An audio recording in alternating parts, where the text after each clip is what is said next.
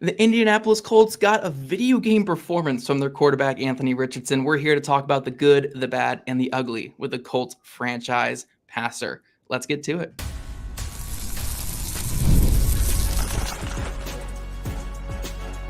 You are Locked On Colts, your daily Indianapolis Colts podcast.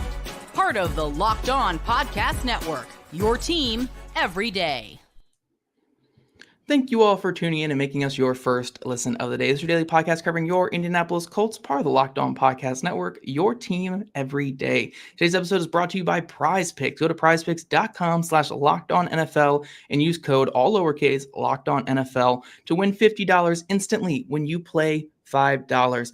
Hello, everyone. I am Zach Hicks, your favorite film nerd over at horseshoehuddle.com, but I'm joined by everyone's favorite film nerd over on Twitter and at the Blue Stable, and that is Ben Borus at Colts Film Room over on Twitter. We have a really fun announcement for all of you guys. Ben will be a regular on these Monday episodes talking Anthony Richardson. So let us know in the comment section a cool name for this show, this Monday show. The best I come up with on the spot when I was at work today was like the Richardson Review or something. Give me an alliteration, guys. I need an alliteration is what I need with this here. But we are going to be bringing you guys just a weekly breakdown on Anthony Richardson and talking about the good, the bad, and what we want to see from him, the offense, and everything going forward. So something to look forward to, you guys, on your Mondays after the game each and every week. But Ben, we're here to talk about Anthony Richardson's again, video game performance, I think, is the best way to say this. And I say a Madden performance actually instead of video game, because if this is the new college football game, I'm not throwing the ball past 5 yards. I'm getting sacked if I try to throw the ball past 5 yards. So more like Madden, where Richardson has this ADOT of 16 in this game, currently leads the NFL in yards per attempt with 11.2, which is like Matt Ryan MVP yards per attempt. His EPA per play is like 6 in the NFL right now. Like everything looks great on 9 completions. Completions. It's honestly, if you go look at the box score and you never saw the game, it makes no sense. It literally makes no sense. I think it was like 170 yards on 2 throws. And when you go actually watch the film, it starts to add a lot more context to this like ridiculous stat sheet that doesn't make sense. But yeah, I mean, if you look at the box score, you can pick some really good things out of what you saw from Anthony Richardson yesterday. You can make whatever argument you want to make on Anthony Richardson with this box score. It is perfect for whatever agenda you had going into the game. But we add the nuance here on Locked On Colts, and that's what this film sesh with these two film nerds here is going to do. So we're talking about the good to start off here. Obviously, we have to get the very good out of the way when it comes to Richardson, and that is, this is an alien quarterback. Like, this is purely a one-of-one quarterback, and it's fascinating to see a player where, if we're doing like a basketball comparison, I said the Colts offense is going to be a lot of threes and layups, right? We have a quarterback who is great at like the 30-foot three-pointer, and maybe the layups aren't there yet, but he can take the 30-foot three-pointer, the half-court shot, and make it at a higher rate than most players can. But like the first throw to Alec Pierce, like what Shane Steichen said today, is one of the greatest throws I've ever seen a quarterback make. The deep dig on the cheat motion, really cool Dolphins concept, which you highlighted on Twitter there, to Ashton Dulin, another just top tier quarterback throw where not many guys can make that type of play. And then even the bomb to Alec Pierce late, that's a high level, like just getting the ball down there to Pierce against that safety one-on-one and making up for the poor execution by the rest of the players. Like, those plays are the reason why the Colts were even remotely close in this game. And I think there's a lot of merit to that in a quarterback's 5th career start, where it's like, you can be in games that you don't deserve to be in because this guy can do special things that not many other people can do. I couldn't agree more. I think there were some plays that like you rewatch and you even watch live and you are like, oh my God. I mean, we've seen the same throw that's 63-yard absolute nuclear through that thing. I actually don't even have a lot of words for it. It was insane. Slipped on the turf, has a guy right into his lap, and then he just throws like he's throwing that like Nerf thing at the beach. I saw that on Twitter. I thought it was hilarious. And it's right there in a bucket, perfect throw. And like, those are the throws that he can make that I'm not sure that there are very many quarterbacks that can make that, period.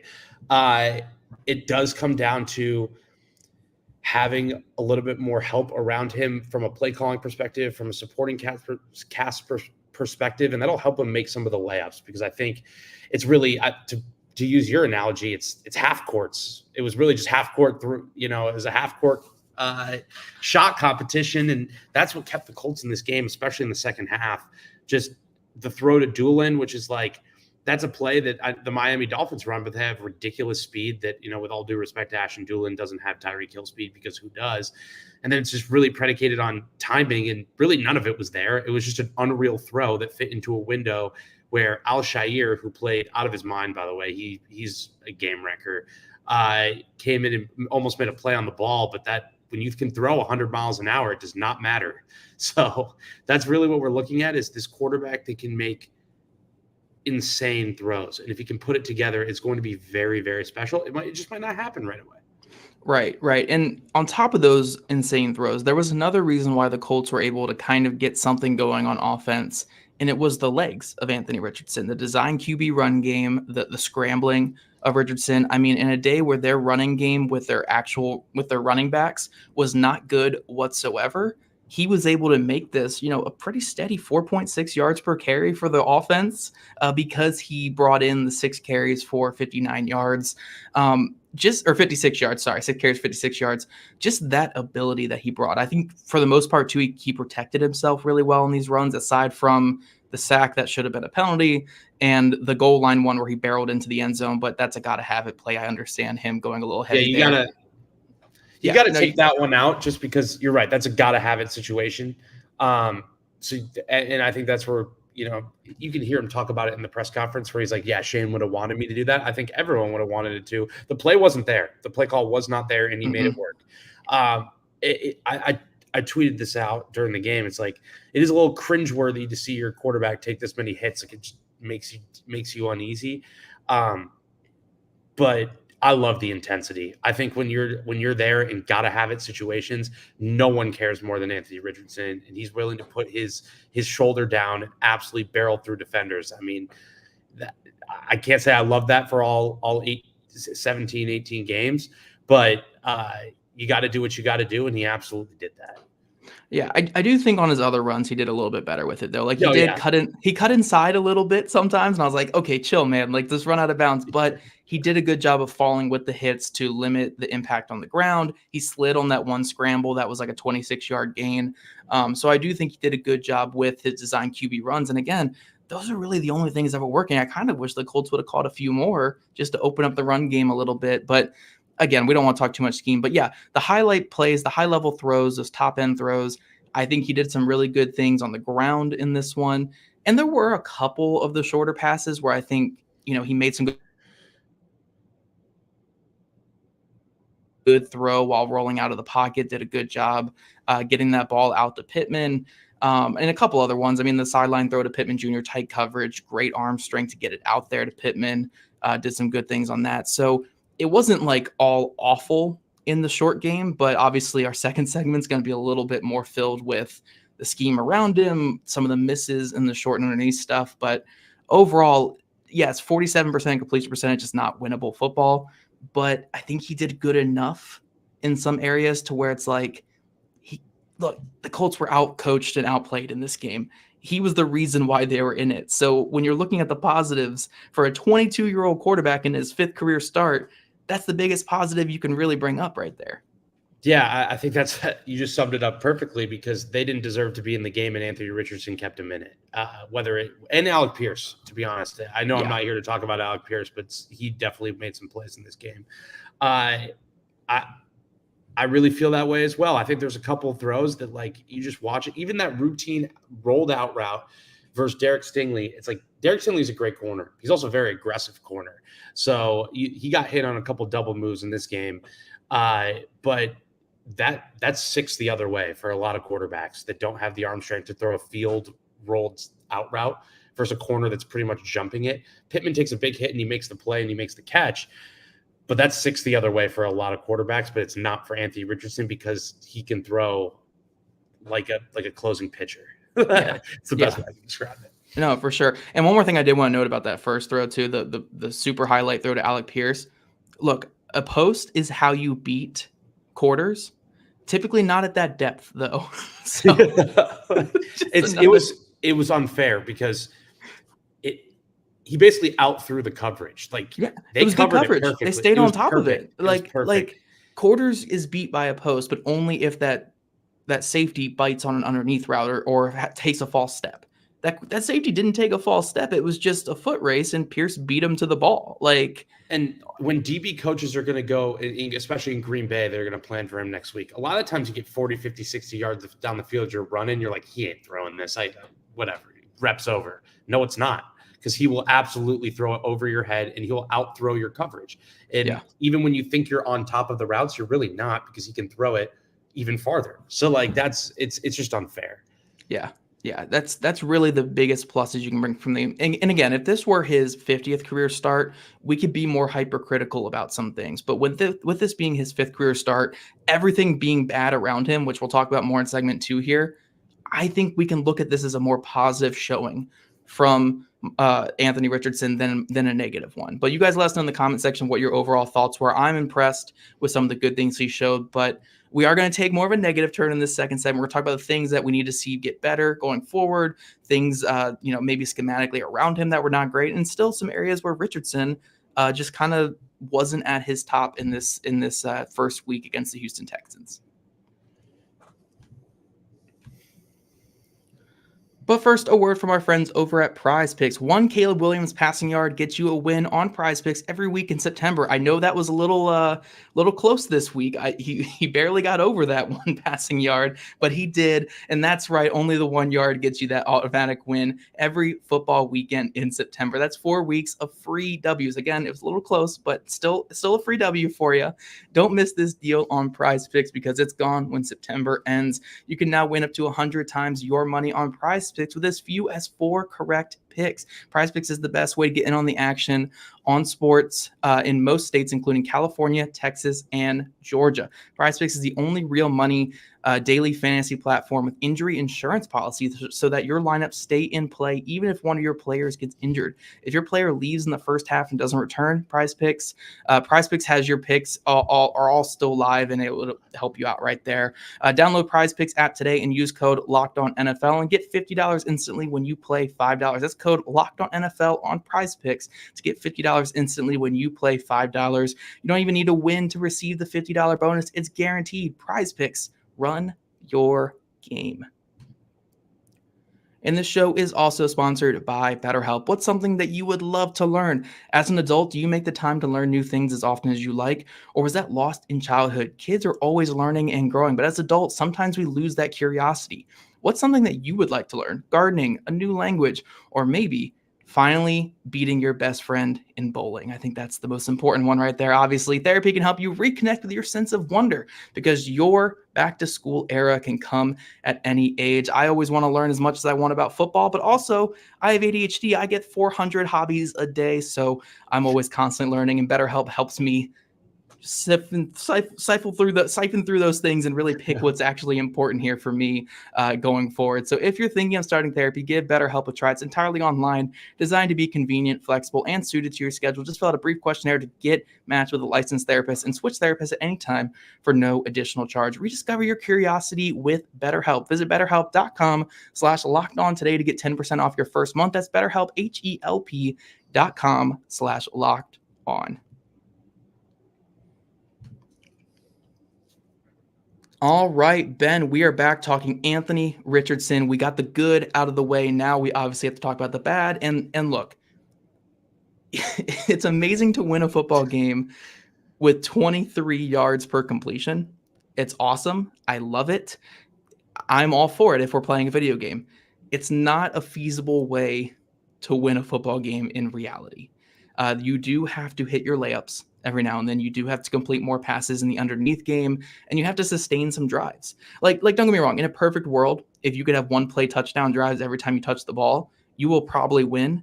But the way that football works, if you're having 3 and out or 3 and score every single time, and your defense is out there for, 40 minutes of a game, you're probably not going to win a football game. So obviously when we talk Anthony Richardson and this Colts offense, and we can go more so into the issues that the Colts overall offense had as well, and the guys around him, the game plan, it just wasn't good enough. We can talk about that too, but it just wasn't good enough from a structural standpoint in this one.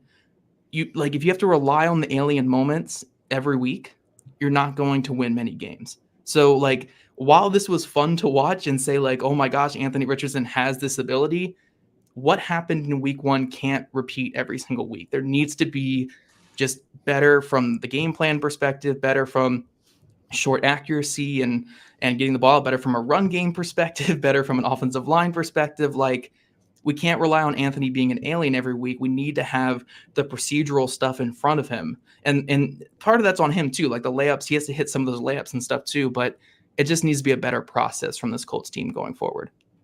Yeah, I think overall it was clunky and insane all at the same time, where like, I think they just have to be better on first and second down.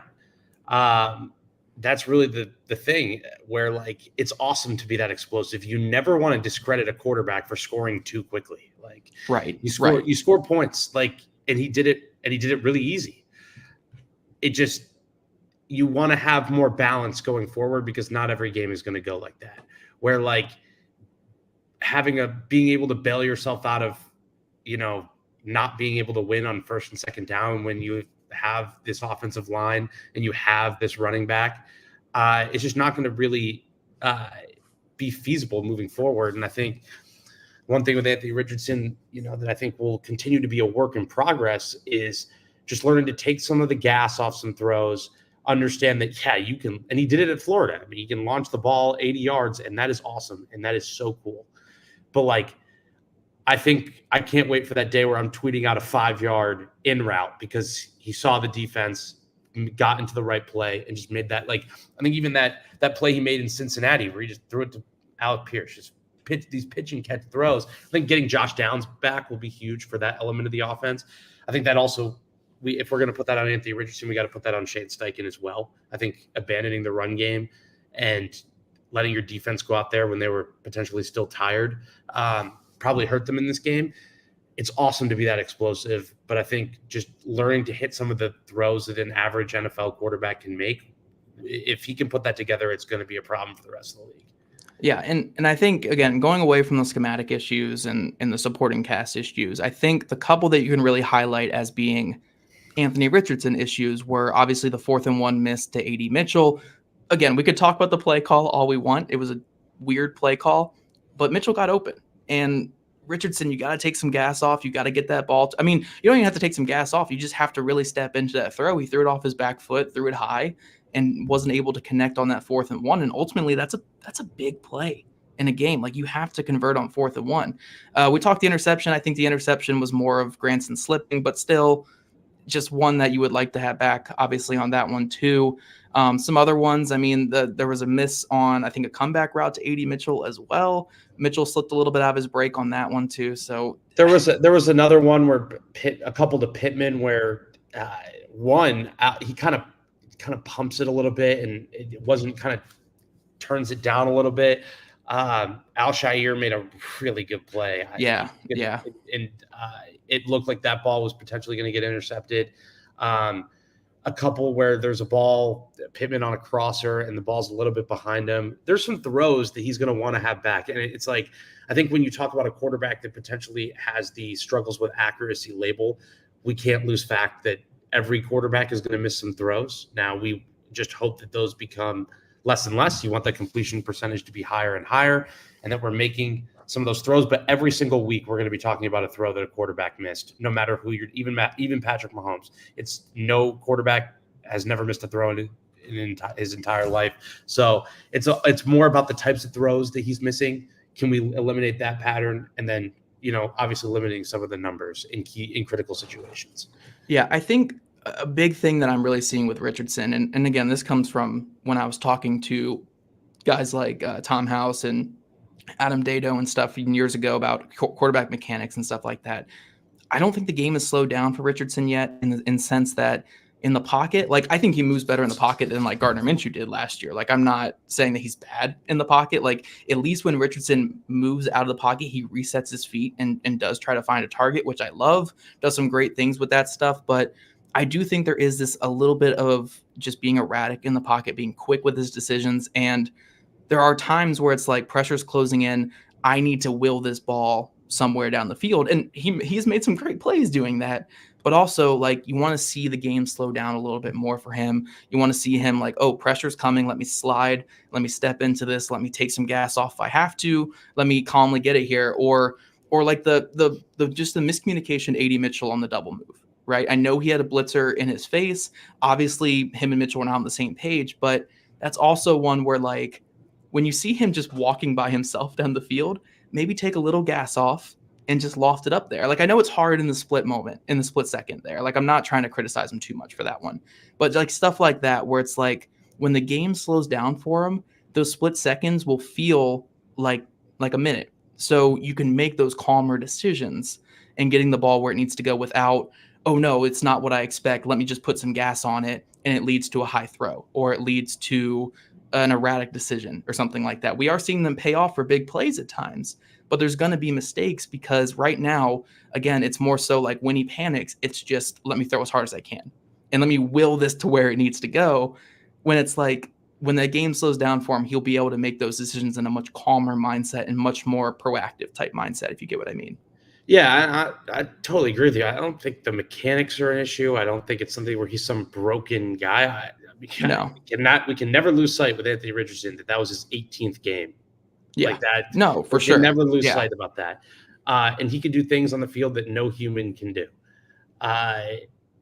It's just finding those, but like also in critical moments, NFL quarterbacks cannot miss a wide receiver running absolute when they're the only thing the broadcast is showing, when there's no DB even yards around them.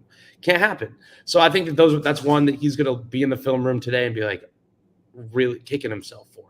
And I think there's going to be a couple more of those. And I think just over time, that's what I think Colts fans that are watching Anthony Richardson every Sunday and once on Monday, or maybe it's always Sunday. I forgot. There's one primetime game in there. If you're watching Anthony Richardson, I'm going to sound like a broken record coming on here every week, but like it's just finding more of those consistencies where it's like, hey, that was a throw he was missing in week 1 that he's now making in week 7. So week 4, week 3. So it's all about building off of what you put on tape last week. So that's kind of where I'm at there. Right. No, I completely agree. And that segues us perfectly into our final segment where we talked about the good, we talked about the bad. Where do we go from here when it comes to Anthony Richardson and this overall Colts offense for them to get where they need to be here in 2024?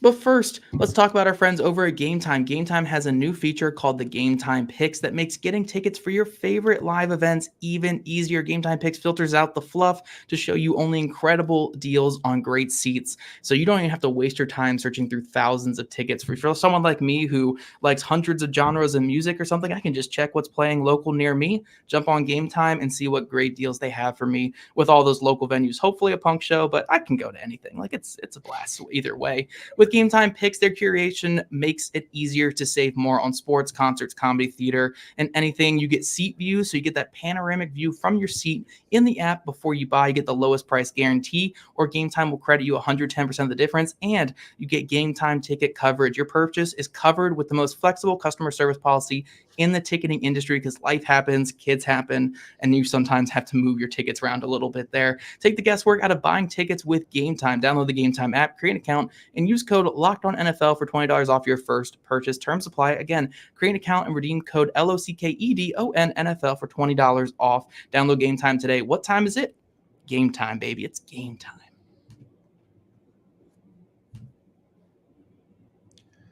All right, Ben. So we're talking about where we need to go from here with this Colts offense. And we haven't talked about it too much on this episode, so I think now is the perfect time to talk about it. Schematically speaking, with the run game, just the layups, countering what the defense is showing you, the Colts and this offensive staff need to be better going forward. Because if you're expecting like zone or something or whatever the heck they were expecting going into this game, and that's not there, you can't just say, okay, we'll just run mesh and spot all game long. Yeah. Like, I know they didn't have the ball much in this game, so maybe that's part of it, but like your answer to everything can't just be like, oh, we'll just spam mesh. It can't be like me on Madden, or like that's not how real football works here. I think they fully expected to come into this game running some more RPO and inside zone stuff. The Texans were really geared up to stop that, and it just became a game plan that wasn't suitable for productive series on offense. It was a lot of spamming deep shots, which, again, it keeps you in the game, but it kills your defense. So, Ben, what do you need to see from Shane Steichen and this offensive staff going forward to better promote productive play from Anthony Richardson? Yeah, I mean, it was just like I told you beforehand. It was a little unsettling, honestly, just because we saw something from that I'm not used to really seeing from a Shane Steichen coach team, but also a Chris Ballard roster where like the trenches really, wasn't what I think it wasn't up to their standards, probably on both sides of the ball, but specifically offense. And I think too, just it kind of feels like that Saints game a little bit where they were abandoning the run really early last year with Jonathan Taylor. Credit to Houston. They really brought a force up front, and it was really hard to get anything going and keep you in rhythm. I think there were, shot plays getting called because they were working. I mean, that was what was working. Hey, let's fake like we're gonna, take our check down, and then we're gonna end up hitting you for something deep. So, I think all in all, just heading into Green Bay next week, more balance offensively, because for going into the draft and then saying, we don't want Anthony Richardson to be Superman. We don't want him to feel like he's Superman. And then have a game plan where Anthony Richardson has to be Superman to keep you in the game. That's not what this is about. There's too much talent on this offensive unit for that to be a factor.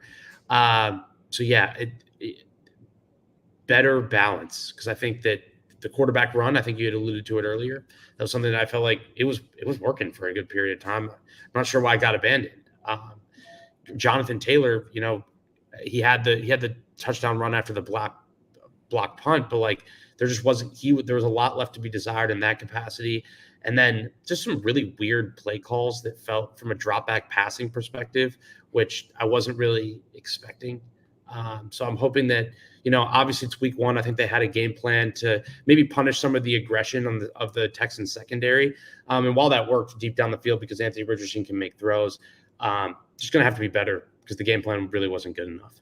Yeah, I think a big thing for me going forward is, especially when it comes to not just fixing, but just making it so Richardson can be a more accurate passer and get balls more on the hands of receivers here, is you got to install more passing concepts where it's 1 or 2 reads. And I'm not saying you have to simplify like everything for Richardson, because I do think he's past the point of that Jaguars game last year where you had to make it super simple. But like, you got to get me some more RPOs in here. The Colts led the NFL in RPOs last year. You got to use the quickness of Richardson's arm strength, like his arm just elasticity, his arm strength, his ability to, when his feet are already set on those RPOs, that ball is going to come out quick and on time.